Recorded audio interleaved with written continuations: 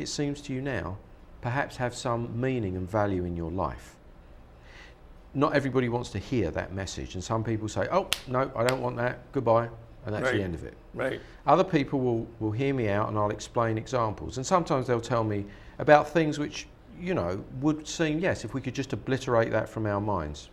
Obvious example, if they were assaulted, if they were raped, if they were, something awful happened to some loved one, if they could somehow just obliterate it from their mind, but it doesn't really work like that. So one of the things too, specifically about that, is if you do make them forget, you're only making them forget from the conscious mind. Right. That event and the emotions that are trapped Has an imprint. is still down inside. Yes. And even if you don't consciously know it, it's causing problems. Yes. Just like the case of sometimes sexual abuse, the victim's very young and won't Yes. really won't remember it consciously. Right. But they're having all these problems. They don't know why. Right. And when we come in and we do a regression and bring them back, we find out this is what happened. Yes, so folks, so what hypnosis is about, it's not about oblivion, it's about healing. Right. We're looking to heal something, not create states of oblivion. Right. Now, there are some therapies that do look to create states of oblivion, sometimes by quite forceful and mechanical means. Right. That's not what we're about. And so again, even if a hypnosis practitioner claimed that they could do that, which I would be very skeptical about, I'm saying that I don't believe, and most therapy agrees, that it is not oblivion is not a healthy response, even to the most extreme traumas. It's not. Working through it is different. Right. Right? So I want to say something about that, because I want to Yeah. complete this cycle about what I just said. Yes. Because things that we don't know happened can still hurt us. Yes. Okay. Now the next question is, now this is what really scares some people, Right. right? Oh my goodness, am I going to come in and find out that I was sexually abused? Right. And I don't want to find that out. I'm going to be traumatized by it. And the answer is no. Mm-hmm. Because if you have an event like that and you don't consciously remember it, you've got the event and you've got emotion that gets trapped at the time, fear, anger, whatever it is, and they get locked together. And what our process of regression does is you bring them back to that time, and they're not traumatized when you do that. And you release that energy, that emotions that's trapped there, the fear, the anger. And once that's released, they may still know about the event, but it's lost its power. Correct. So when they walk out of the office, they are not traumatized by Correct. it. And that's really important, because people have this real innate fear that they'll find out something, but Yes. it'll actually cause healing. Yes. Whereas if you leave it there, even though you don't know, it'll still cause Yes, because illness. what people are asking when they ask, can you make me forget something? I think they're really asking, can oblivion will heal me? Right. If it's out of my mind, Right. it's out of my life, and it'll never affect me again. Right. And what we're saying to them is there is, as Bill put it quite correctly, there is maybe a sort of a conscious mind oblivion, perhaps, but to the subconscious mind there's no such thing. No. Remember, our basic position is the subconscious mind has recorded every impression, both sensory and imaginary, from conception to right now. And part of its way it works, and part of its protective mechanism is to do that. And we work with these processes, we don't work against these processes. Exactly. So Yeah. our goal is to give you back control Give you control of your life. and back. healing. Yeah. That's what we're talking about. And I want to circle back to something else I said too, Yeah. because I talked about the little girl with the nervousness, and I Yes. said, well, if it gets to a point where you're seeing actual problems from it, then it's really absolutely worth it to do the hypnosis. But even if it's just normal nervousness, we can give people processes to help them to better cope with that. Well, of course, and let's look at that just as something specific. And we may have more programs that we are going to do on various forms of performance, athletic performance and other Right. performance. And we've done some before, but we can do more. But the point of it is that what is one looking for in any of those things? One's looking to perform as well as one can possibly perform. Right. That's the goal. So if there is something that is putting a ceiling on that, that's what we want to eliminate. We want to enable somebody to live, exist and perform to the best of what they're capable of doing, to Right. enjoy their own skill, talent, hard work in that moment. And we don't want an old idea or an old program putting a dampener and a limitation on it. Right. That's what we're looking to do Right. in the performance. So what this comes back to, and this comes back to one way of looking at it, which is a question in hypnosis, is what we're attempting to do is get things out of your mind that don't really belong there. Right. And that's not forgetting them. Exactly. Right. Right? Yep. It's releasing any trapped emotion and realigning any misguided beliefs or thoughts. Right. Exactly. That's what we're attempting to do. So this is a process, an intelligent process. You as the client will be engaging your intelligence, your mind. It isn't a question of handing over your mind to somebody else and saying, well, just do whatever you want with it. Not at all. This is a partnership. And again, the feeling you should get from a hypnosis practitioner that you go to see is that you're working together to achieve something, not that somebody's doing something to you. Not at all. And that's really important because we actually get, one of the myths, as we know, is, oh, you're going to control me. And we actually have people, you've had a client recently that wanted that. You know, I believe it was losing weight or something and wanted, and his belief was I could come and sit down in a chair, you hypnotize me, you control me, tell me not to overeat and things like this, and I don't have to do anything. Right. And, I'll lose weight and it's magic. And the answer is no. They have a part too in this, and it is a partnership. And let's pick up that, because is hypnosis magic? Right. Now, magic is, when we talk about it in any rational way, is a form of illusion, right? The magician creates something that appears to be in conflict with our rationality. Objects appear or disappear, which seems to defy the laws of everything that we know, and we find the illusion entertaining. Hypnosis is not magic. Hypnosis is a set of processes using the most powerful part of your mind, your subconscious mind. Now, its results can appear to be magic, but I want to put this to you folks, is that anything appears to be magic when you use a technology that you've never used before to get a result that you thought was impossible to get. To somebody that's never seen a telephone, it's magic. A camera is magic. When I was young, Bill, we used to say, and this is going to date me now, so we used to sit in the cars as little kids and go, oh, imagine if there was something in the car that you just tell it where you'd want to go and it would tell you where to go and how to get there. That's crazy, right? Now, all of us have got that on our phones, in our cars, everywhere. It's not considered magic, it's technology, it's an understanding. But to us in those days, that appeared to be magic, impossible. And similarly, if we were to bring people back from past ages that had never seen motorised transport and had only seen horses and carts and rowboats and sailing ships, all of our transportation would look magic. The magic is your subconscious mind. It's not us. It's not even hypnosis. It's the ability to engage certain parts of the mind. And the only reason it appears magic, frankly, folks, and what this show is all about, is because people just don't know what can be done. And that's what we're trying to change.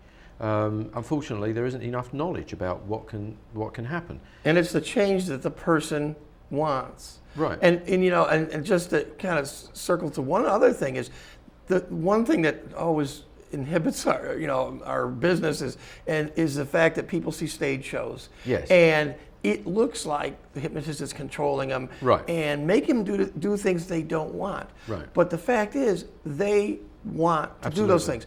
He only picks people from the audience that got bright, shiny eyes and like, I want to get up there and do goofy things.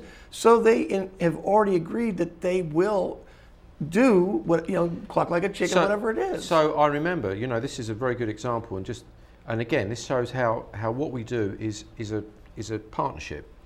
I once went with a hypnosis practitioner for him to do a show, and what he didn't know was that the show was a surprise. Nobody knew that there was going to be a hypnosis show at this gathering. It was a surprise. And he was absolutely terrified about this process because, of course, what did the surprise do? It created fear. Fear. Because the vast majority of people didn't want to participate in it. They didn't even know there was going to be a show. They may not have even turned up. And now they find that they're being asked to volunteer. And so there was the equivalent of what we do, a pre-talk. The conditions weren't created. And I have to tell you, and he's not a bad hypnotist, he's a very successful stage hypnotist. The show was a disaster. It didn't work well at all. The fear was built in. You think about that. The audience is actually pre-selected because people who buy a ticket to a show like that, no, some of them are going to get up on stage. Yeah. And some are going to say, I'm not going to do Right. it. But you're going to have a larger percentage of people that will participate. They wouldn't even be there otherwise. They wouldn't even be there, Right. and so you've already pre-selected those. Then he looks out in the audience and he does certain tests and so forth, and he looks at it and he selects a slice there. And what's he testing for?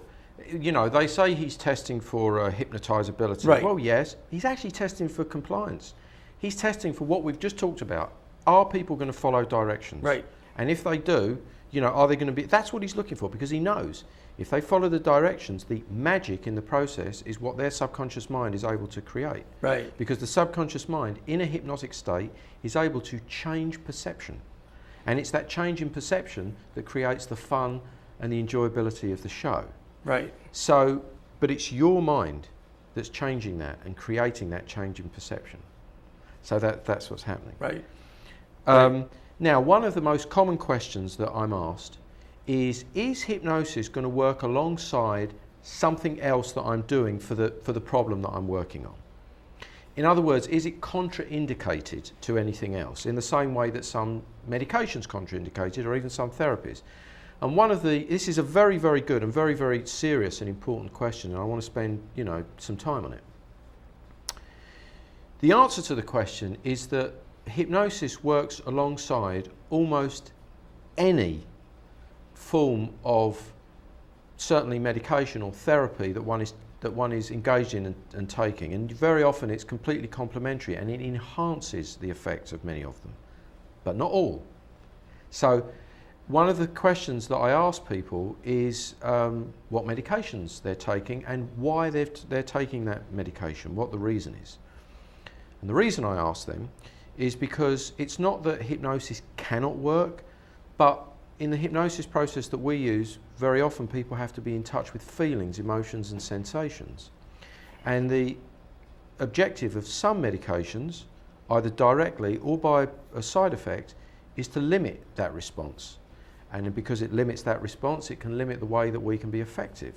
That doesn't mean that we'll be entirely ineffective, but it will change the way in which we do what we do. So it's important for us to know that. And if it really is absolutely blocking it, to be clear, we do not ever direct them to discontinue medications. Absolutely not. Or anything like that. We would tell them, talk to your doctor, psychiatrist. You can say, it seems to be blocking this. Yeah. Could I reduce it? Whatever they could do. Could I go Right. off of it so that this could work better or work at all? Right. But we would never, do Yeah, that. one of the classic ones for us, for example, is that people have sleep medications, but at a certain point, sometimes the sleep medications actually are preventing them from sleeping, Right. and creating difficulties. Right. But there's a structured process usually of coming off those medications, which we're not qualified as hypnosis practitioners, unless we're practitioners who are also doctors, to give.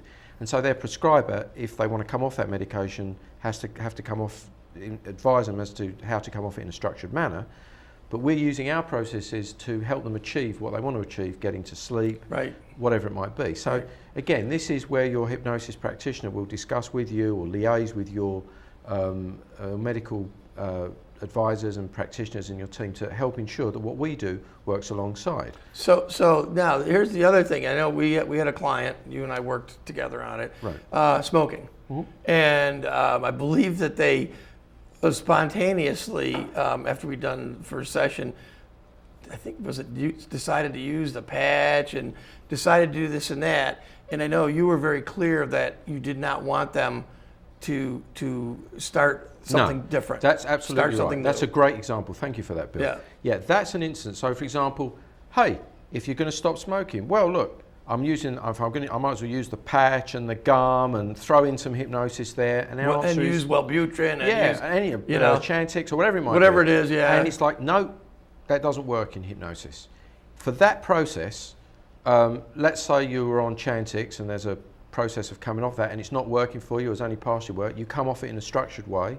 But at the point where you use hypnosis for smoking cessation, you don't want to use anything else at that point. You don't want to use nicotine, gums, patches, nothing else other than what the program advises you.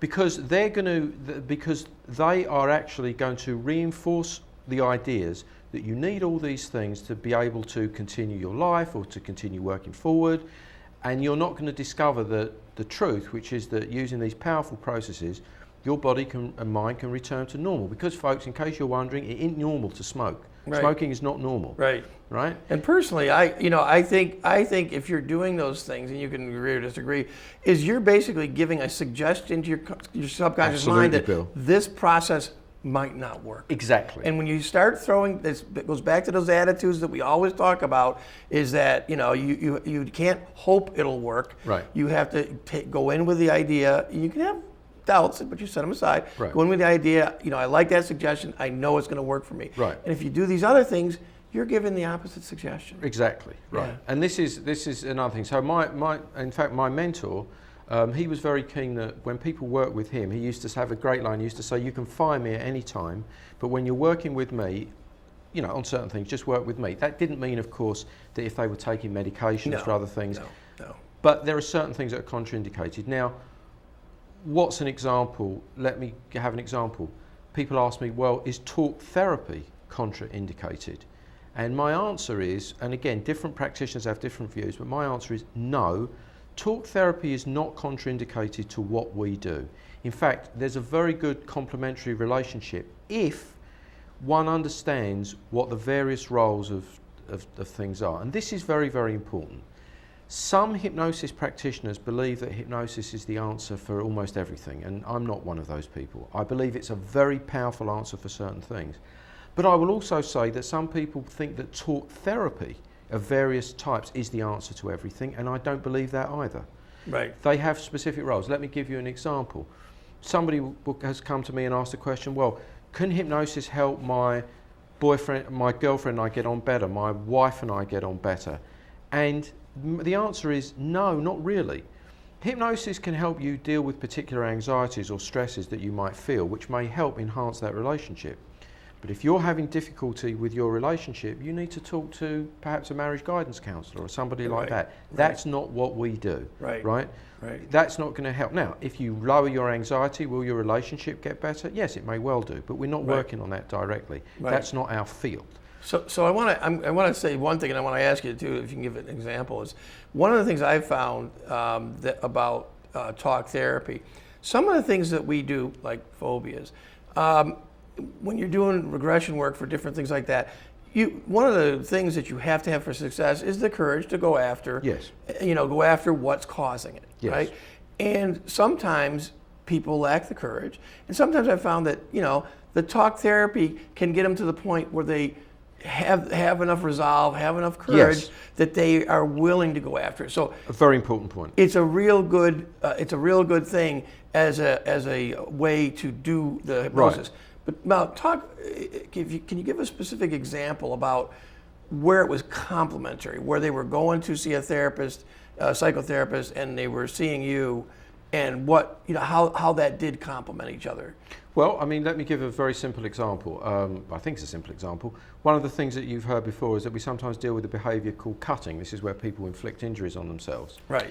And what commonly happens is that talk therapists try to work through this, and sometimes it works, but again, what I'm going to say, many won't agree with, but what I've observed is it's largely ineffective. It's one of those areas. People are cutting themselves for deeply held reasons, subconscious. They often don't want to do it, they don't like the behaviour, but it's there for a reason. And we found that it's very effective. Hypnosis is very effective. A similar thing with something called trichotillomania, compulsive hair pulling, right? They've often been to therapists for long periods of time. Now, is that what happened to you? Go ahead. Sorry, I couldn't help that one. No, I used a deadly weapon on my hair. It's called a comb, and just got rid of it. Yeah, exactly. So, anyways, so what happens is that now here's the thing.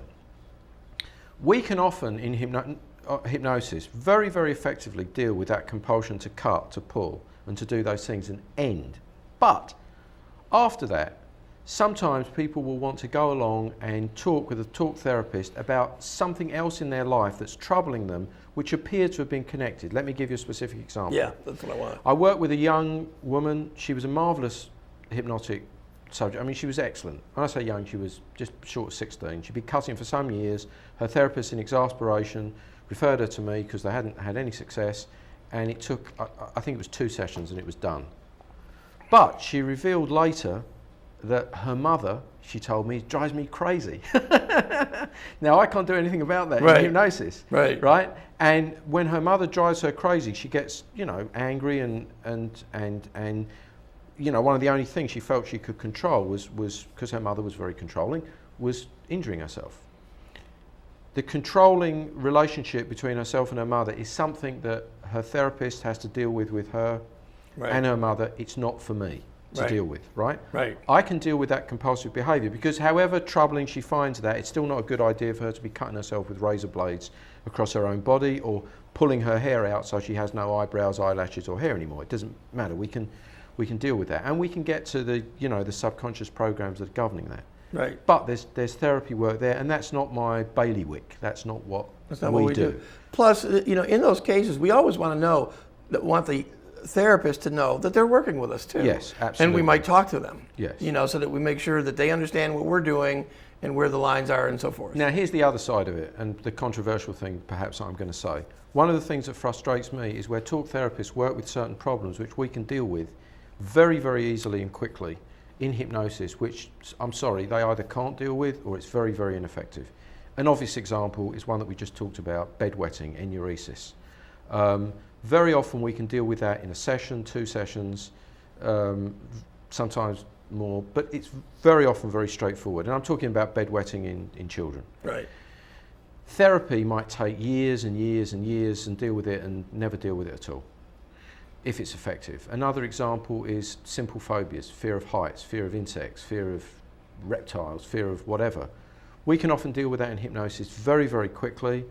Talk therapy, in my observation, and I'm sorry for the talk therapist if I upset you out there, is largely ineffective in dealing with that, or it's extremely inefficient. And one of the things is about some of those phobias is the technique they use a lot is desensitization. Well, yes, even some hypnotists use that. We do not use desensitization in ours. That is a technique. In other words, that you don't care about the insect, the reptile, the height. We use a more sophisticated technique. But the idea is that if you talk about it sufficiently in a conscious mind and you try and use the rational mind, that you'll realise, well, this is just kind of silly, But you'll still feel scared of a snake, scared of an insect or whatever the phobia might be. But you cope with it. And the thing is, too, the reason a lot of times you can't deal with it is because when you go in to try to get the source of a phobia, a lot of times it can be something that's not even related to that phobia. Absolutely. Fear of heights can be something that's related to when you were a baby and you were left in a wet diaper for for hours or something like that. And it's and you couldn't consciously connect these things, but the subconscious connects them. So this comes back to one of the very common questions that I'm asked. Will I know the reason why I did this in the past? Will I understand it why? And the answer is you will, because people don't go to sleep and they go out and then come back and it's all fixed in our processes. They're aware of what happens, but it won't necessarily have a logical path. As we've said many times, the subconscious mind works by connection. And connections are not rational. It's just one thing gets linked to another thing. When that link occurs... By feelings. That's it. And we explore that and go for that. Talk therapy, naturally and reasonably, tends to work by logic and rationality and reason, looking for a reason and to puzzle out why it's happened. We are not puzzlers or problem solvers in hypnosis. We hunt in the subconscious mind for where that link has occurred. And where that link has occurred and it's not benefiting, we shatter it. And that link is held together, as Bill said, through feelings, through emotions, through sensations, linked to a particular event. So, will you know why you were frightened of spiders, or will you know why this happened to you or that behaviour? Yes, but it might surprise you because it may be not something that you thought was the reason. And so when we're asked what's contraindicated, if you're looking in hypnosis for what we're doing to reveal whatever you've done in the last 3 years, 4 years, 5 years, and reconfirm the things that you've done in talk therapy, it's probably not going to do that. Because if you could have solved the problem that way, you would have done it already and you wouldn't be seeing us. Right. Right? So very often we're going to find something entirely different. And that's the reason why when you work with us, you have to suspend all the ideas of what it should be or where it is, or perhaps this is the reason, because you know what? We don't know. Right. We don't know and you don't know. But a part of you knows. Your subconscious mind knows. Right. And if we can stimulate it in the right way through the hypnotic processes that we follow, it will reveal it. So our process is a process of revelation. It is not a process of puzzling things out through the conscious mind. Not thinking them through. And the other thing is that sometimes it can be related, like maybe claustrophobia is related to something that you were Right. in a tight space when you're Yes. a baby, but you won't, it could be so early, you don't actually know, you can't remember that consciously. Right. But yeah, your subconscious has got it all recorded. Right. And bring it back to, I'll share that my claustrophobia that we got rid of was related to when I was being born. And that sounds fantastical. And you know, I'm a scientist by training and what I did all my career. And I wouldn't believe that if somebody told me, but the Right. fact is, it was true, Right. is that I went back and by fixing the problem that happened there, the fears, releasing them, it fixed that. But how would you ever get that by Right. talk therapy? You can't. And, can't. and that's the thing. You know, it's I've mentioned it before. There was an old beer advertisement in Europe for the beer Heineken, and the tagline was, "Heineken gets to the parts other beers cannot reach." Well, hypnosis gets to the parts of the mind other processes cannot reach. That's Right. why we use it. Right. Right. That's our goal.